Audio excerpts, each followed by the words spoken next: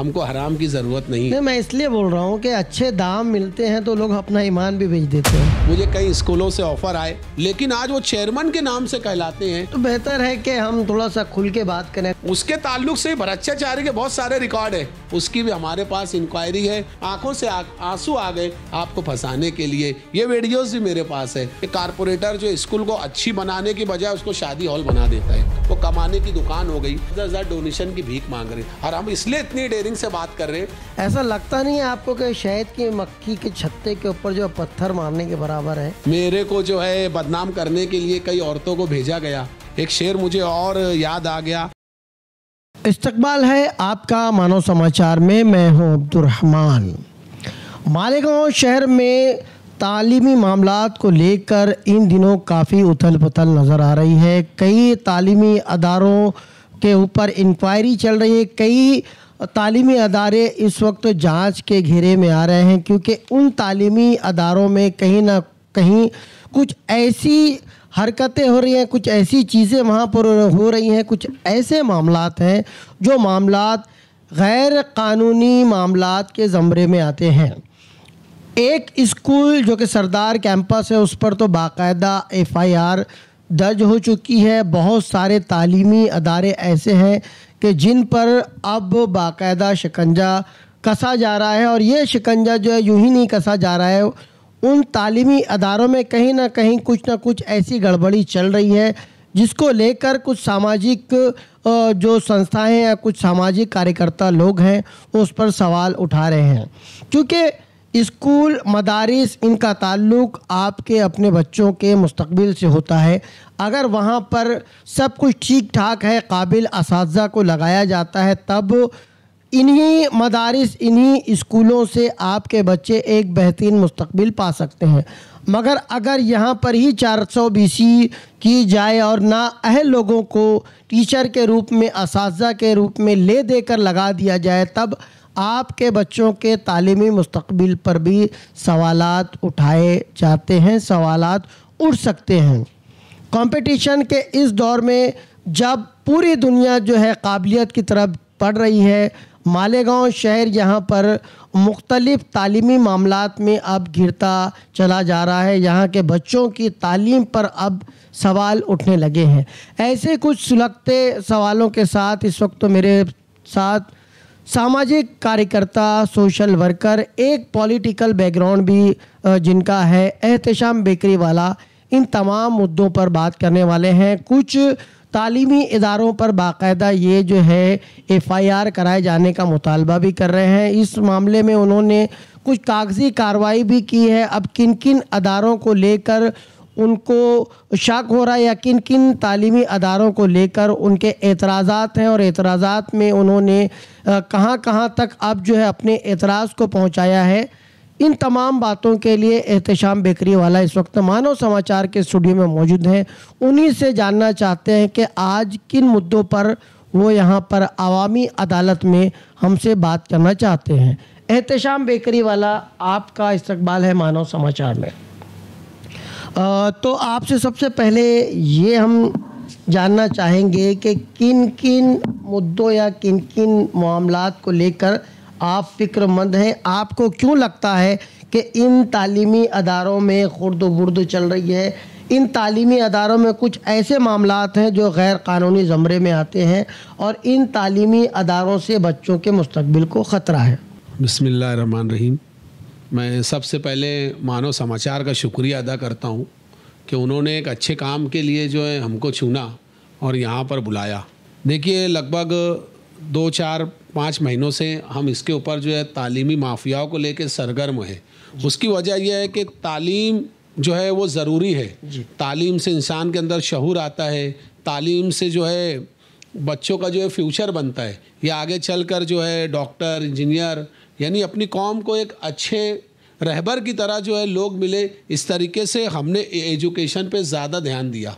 उसकी वजह आप ये उठाकर देखेंगे कि शहर के अंदर आज ऐसा हो रहा है कि लोगों ने बड़ी बड़ी साइजिंग कारखाने बंद करके आज जो है स्कूल की कुर्सियों पे बैठ गए, जिनके पास कोई एजुकेशन नहीं है, जिनके पास ना टैलेंट है, लेकिन आज वो चेयरमैन के नाम से कहलाते हैं। तो ये शहर के लिए बड़ी शर्मनाक बात है। मैं यही कहना चाहूँगा कि आज एजुकेशन के अंदर वो लोग चेयर पे बैठे जो काबिल हो, जिनमें टैलेंट हो, जिनमें सलाहियत हो और जिनमें जो है मुखलिसी हो और कौम के बच्चों को आगे पहुंचाने का जिनके अंदर तरीका हो, ऐसे लोग उस कुर्सी पे बैठे, ना कि ऐसे लोग जिनको कुछ नहीं आता और वो चेयरमैन बन के बैठे हैं, जिसकी वजह से एजुकेशन माफियाओं का लक़ब आज की स्कूलों पे लगना स्टार्ट हो गया है। अच्छा, तो बेहतर है कि हम थोड़ा सा खुल के बात करें। अगर आपके एतराज़ात किसी पर हैं तो बिल्कुल आप जो है उसको बता सकते हैं। हमको मालूम हुआ है कि आज आपने जो हमारे वज़ीर तालीम जो है मंत्री दादा बाबू भूसे, उनसे भी मुलाकात की है और उनको भी जो है आपने जो है एक ज्ञापन सौंपा है। देखो, इल्ज़ाम तो हम नहीं लगा रहे, हम सच बयान कर रहे हैं। हमारे पास इतना ज़्यादा डेटा है कि इंशाल्लाह जब वो प्यारे खान जब यहाँ पर आएंगे तो सारा डेटा लेकर और जितने भी पेपर्स है और एक नहीं कई स्कूलों के हमारे पास जो करप्शन है कि उन्होंने क्या क्या किया, इंशाल्लाह आपको बहुत जल्दी जो आवाम के सामने आएगा। ये तो मैं कहूँगा करोड़ों रुपयों की जो है बदनवानी हुई है।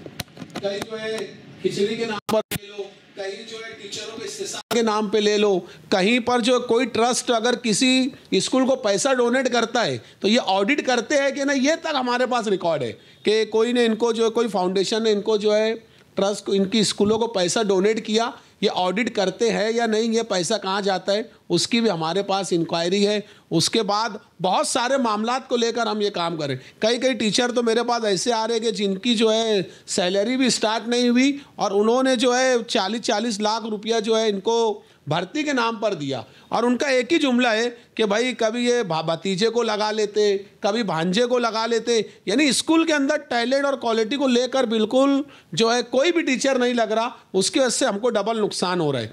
एक तो ये हो रहा है कि आड़े तिरछे टीचर जिनको कुछ आता नहीं, ये रिश्तेदारी के बेस पे इनको ज्वाइन कर ले रहे और पैसे की बेस पे ज्वाइन कर रहे, लेकिन जो टैलेंटेड है जिससे वो बच्चों को अच्छा पढ़ा के बच्चों का मुस्तकबिल संवरता, ऐसे टीचर बेहतरीन चीज़ों से महरूम रह गए। और ये रिलेटिव्स वाली जो स्कीम जो स्कूल के मैनेजमेंट में चल रही है, ये बंद होना चाहिए। ये सारी चीज़ों पे हमने लेटर्स दिया और हम यही चाहते कि बच्चों को अच्छी तालीम मिले और जो टैलेंटेड असातिज़ा हैं, जो बेहतर है, जो मुखलिस है, वो लोगों को मौका मिलना चाहिए। यानी कहीं ना कहीं से आपको लगता है कि तालीमी इदारों में भाई भतीजावाद, नेपोटिज़म, इस तरह की जो चीज़ें हैं कि अपने रिश्तेदारान जो कहीं भी वो पैरामीटर पे नहीं बैठते या वो रिश्तेदारान वो अहल नहीं है उस ओहदे के, मगर किसी तरीके से गैर कानूनी तरीके से उन रिश्तेदारान को इदारे में जो है वो शामिल किया गया है, मुख्तलिफ ओहदों पर फाइज किया गया है। ऐसे मेरे पास 50 रिकॉर्ड्स है कि इन लोगों ने, अभी तो ये हो गया कि बाप भी बैठ गया, बाप के बाद बड़ा बेटा भी आ रहा, फिर बड़े बेटे के बाद छोटा बेटा भी आ रहा। तो ये क्या चल रहा है? मौरूसी निज़ाम शुरू हो गया कि विरासती निज़ाम हो गया, राजा का बेटा, बिल्कुल, राजा के बाद फिर शहजादा, फिर शहजादे के बाद उसका बेटा।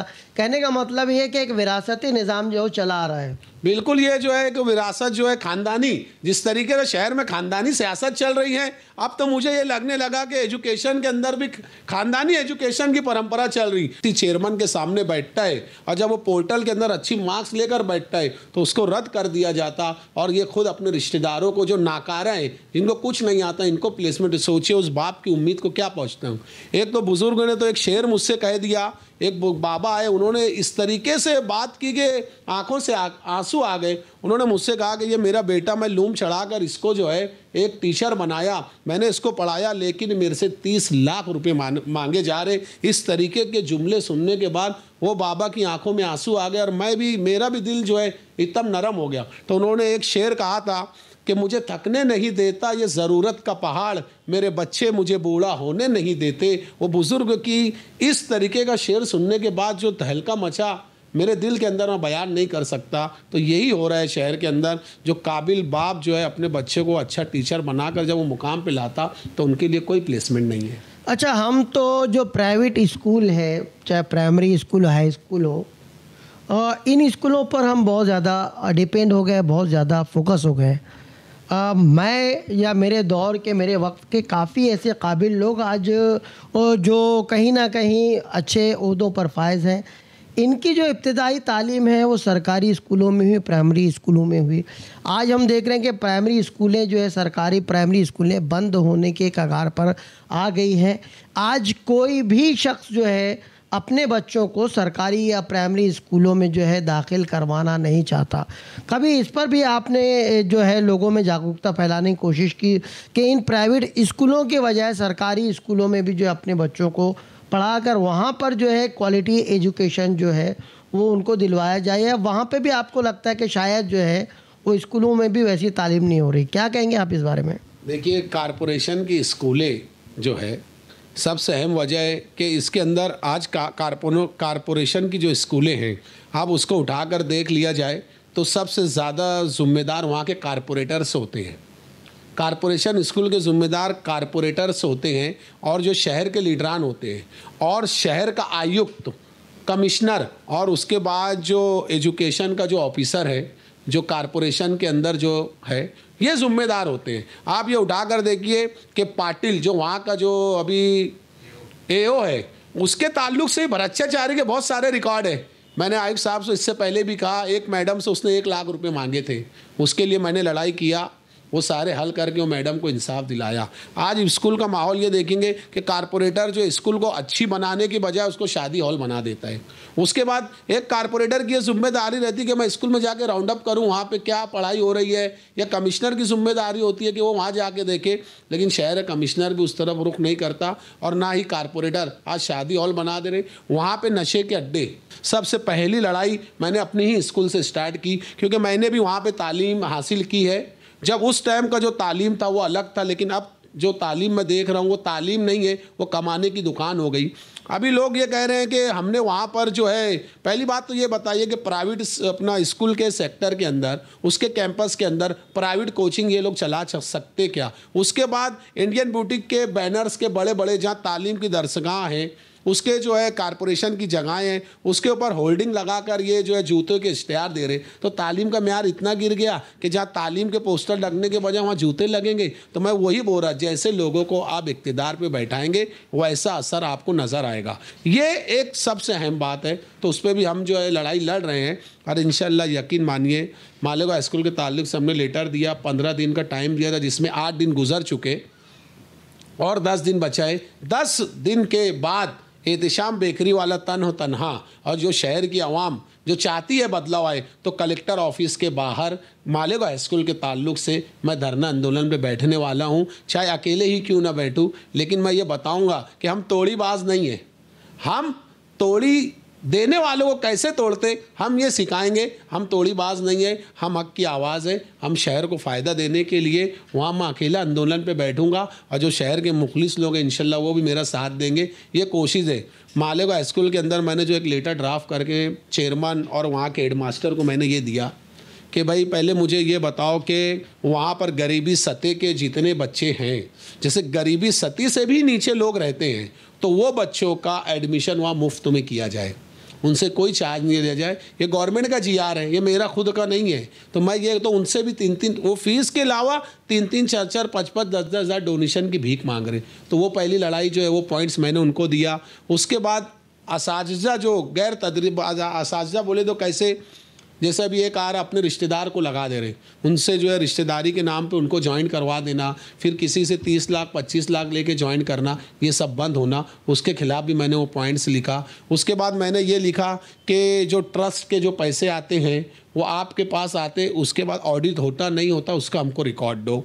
उसके बाद जो खिचड़ी जो वहाँ पर जो भी खिचड़ी जो बच्चों को दी जाती है, वो खिचड़ी मतलब मेनू के एतबार से जो गवर्नमेंट ने मेनू दिया उसके एतबार से आप लोग देते हैं या नहीं देते हैं, इस तरीके की कोशिश से जो है हम आगे लेकर चल रहे हैं। और जो रिश्वतखोरी जो स्कूल के अंदर जो होती है, जैसे डोनेशन के नाम पे और जो टीचरों का इस्तेसाल होता है, वो सारी चीज़ें बंद होना चाहिए। और जो मतलब एजुकेटेड, अच्छा पढ़ा लिखा, टैलेंटेड है, ऐसे लोगों को स्कूल के अंदर प्लेसमेंट में दिया जाए, उनका इंटरव्यू लिया जाए और कायदे से बेहतर लोग को लिया जाए, ना कि पैसे के बेस पे, क्योंकि इतनी भ्रष्टाचारी है वो खुद ब खुद इंशाल्लाह आपको नज़र आएगा। और हम इसलिए इतनी डेयरिंग से बात कर रहे हैं कि हमारे पास सारे रिकॉर्ड्स है, जब वो सामने आएंगे तो सबको समझ में आएगा इंशाल्लाह। एक तालीम माफिया के ख़िलाफ़ इस तरीके से ऐलान जंग करना, ऐसा लगता नहीं है आपको कि शहद की मक्खी के छत्ते के ऊपर जो पत्थर मारने के बराबर है? मैंने फिर कहा कि मैं बार बार यही बात कह रहा हूँ कि हमने हालातों से जो है अपने आप को इस काबिल बनाया है। हमने ख़ानदानी सियासत का रुख नहीं किया कि मेरे अब्बा, मेरे वालिद एमएलए थे, फिर मेरे जो है मेयर बने, फिर उसके बाद भाई बना। हमने इस तरीके की जो है ना ख़ानदानी सियासत नहीं देखी। हमने हालात देखे हैं, हमने गरीबी देखी है, हमने धूप छाँव देखे हैं। तो इसलिए हमको बोल रहे हो ना कि हमको कोई चीज़ से डर नहीं लगता और हम हर तरीके से मुकाबला करने के लिए तैयार है। और इंशाल्लाह जिसका मददगार अल्लाह हो, जिसको इज़्ज़त अल्लाह के हाथ में है और हर चीज़ें अल्लाह के हाथ में है, मेरा यकीन मेरे रब के हवाले हैं, तो फिर मुझे डर किस बात का। यानी कहने का मतलब ये कि फिर चाहे साम दाम दंड भेद जैसे हरबे इस्तेमाल किए जाएं, आप एक योद्धा बन के खड़े हैं कि शस्त्र जैसे भी आए आप जो है हर एक के लिए तैयार खड़े हैं, हर हथियार के लिए तैयार खड़े हैं, ऐसा आपका बोलना है। मगर दावे और हकीकत में क्या है, कहीं ऐसा तो नहीं है कि कल को कोई मैनेज करना चाहे, डराना चाहे, धमकाना चाहे तो एहतशाम बेकरी वाला जो है हालात से समझौता कर लें? वक्त कहता है कि तारीक सितमज़ारों में, वक्त कहता है कि तारीक सितमज़ारों में रोशनी देर से होती है मगर होती है। तो इंशाल्लाह रोशनी की किरण हूँ मैं। और आपने ये सवाल किया कि मैं, देखो अल्हम्दुलिल्लाह अल्लाह ने बहुत सारी चीज़ों से मुझे नवाजा है और हमारे ख़ानदान भी उठा कर देखेंगे तो हम लोग जो है रिस्क हलाल की तरफ ज़्यादा जो है ध्यान देते, हमको हराम की ज़रूरत नहीं है। मैं इसलिए बोल रहा हूँ कि अच्छे दाम मिलते हैं तो लोग अपना ईमान भी बेच देते हैं। दाम क्या मिलेंगे, जैसे माल की हवस तो मुझको है नहीं। मुझे कई ऑफ़र आए, ऐसा नहीं है, मुझे कई स्कूलों से ऑफ़र आए, मैंने उसको ठुकरा दिया। मेरे को जो है बदनाम करने के लिए कई औरतों को भेजा गया कि मुझे बदनाम करे, लेकिन वो भी बहुत जल्दी सामने आएगा। जिन औरतों को बदनाम करने के लिए मुझे भेजा गया वही आकर मेरे कदमों में गिरकर माफ़ी मांगते कि हमको किसी ने भेजा है आपको फंसाने के लिए। ये वीडियोस भी मेरे पास है। तो अल्हम्दुलिल्लाह बोलते हैं ना, जिसका मददगार अल्लाह हो तो अल्लाह उनसे भी काम ले लेता है। तो इंशाल्लाह शहर देखेगा, हम तोड़ीबाज नहीं है, हम तोड़ीबाज नहीं है, हम तोड़ीबाज के ख़ात्मा करने के लिए शहर में आए हैं। एक शेर मुझे और याद आ गया कि रोशनी है मेरे अंदर, ताउम्र हवाला दूंगा, इतनी शिद्दत से मैं चमकूंगा कि पूरी कौम को उजाला दूंगा। चलिए ठीक है, आपसे हमने ढेर सारी बातें की, मुख्तलिफ़ मुद्दों पर बात की और आपको अपनी बात रखने का हमने पूरा मौका दिया है। अब देखते हैं कि आपके इल्ज़ामात में कितनी सच्चाई है। जब वो इंक्वायरी बैठेगी, जब इस तरह के मामलात जो हैं वो सामने लाए जाएंगे तो आपकी बातों में, आपके इल्ज़ामात में, आपकी सोच में कितनी पुख्तगी है, कितनी सच्चाई है, ये तो उस वक्त जो है वो पता चलेगा। उम्मीद करते हैं कि जिस सच्चाई के साथ आपने इन मामलात को उठाया है वो सारे जो हक़ाइक़ जो हैं वो पर्दाफाश हो और लोगों के सामने जो है हकीकी जो है वो मामलात सामने आए और हमारे शहर के बच्चों को एक अच्छा तालीमी निज़ाम हम दे सकें, एक अच्छा मुस्तक़बिल दे सकें। मानव समाचार की भी हमेशा से ये उम्मीद होती है कि सामाजिक मुद्दों को उठाएं।